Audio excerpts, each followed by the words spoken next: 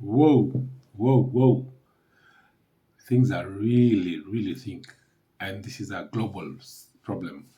And sometimes you wonder, what is all this? But today, as in church, and I was listening and to a sermon, and one thing struck me that even in the church, when the gospel was spreading, it spread when there was persecution.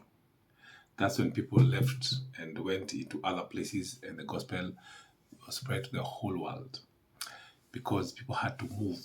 Now, when there is serious pressure, and there is in the world, prices of things are going up, and a lot of things are happening. That's when innovation takes place. A lot of new thinking. There's too much pressure. People start thinking differently, and innovations come to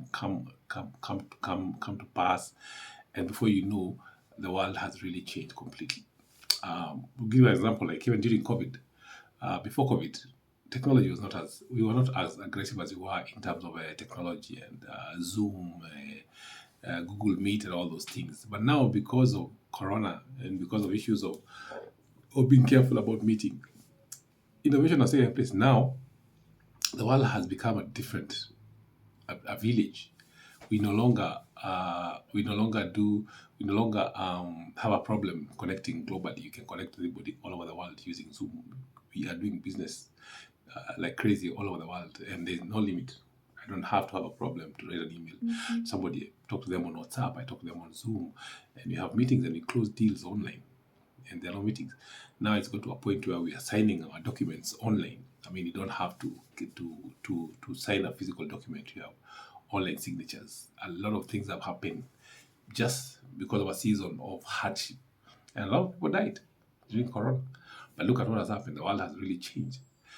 We have a different world now. I mean, now we have people who Google came up with Google and Facebook because of the issues of working at home. A lot of the staff are working at home, and now we able to get talent from all over the world, and you don't necessarily have to work in the US.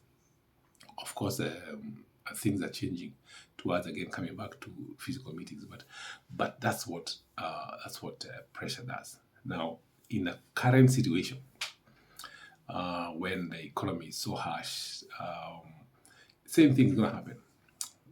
Politicians are under pressure to think differently. Like, look at what's happening in our country, Kenya. I mean, where would we have thought that would have an LC? But because of the economics, the pressure, the government is facing a lot of pressure. The dollar is almost doubling. I mean, if you look at the dollar last year, now the dollar is actually playing at 147.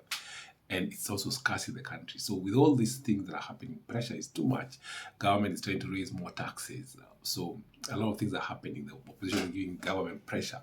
So the leadership in government have to really think and think differently. They cannot just throw policies just like that. They have to throw policies that are a popularist approach, but yes, be able to collect taxes to be able to meet the demands of the community. So that all those things. So even for you, wherever you are in your current situation, if there's pressure, look at pressure as an opportunity for you to be able to look at things in a different light. When you look at that and knowing that things are never going to be easy, this is a fight. It's never going to be easy. It's a fight, and it's an unhappy task. So now your mind becomes a mind where you're creatively thinking on what do I do next. What's the next thing to do? What do I need to do differently to be able to get results that are expected? Because let me tell you for a fact, even with these hard economic times, people are growing, innovation is taking place, and you need to be also to be extremely innovative and thinking on what is happening and how can you do differently. Thank you and God bless.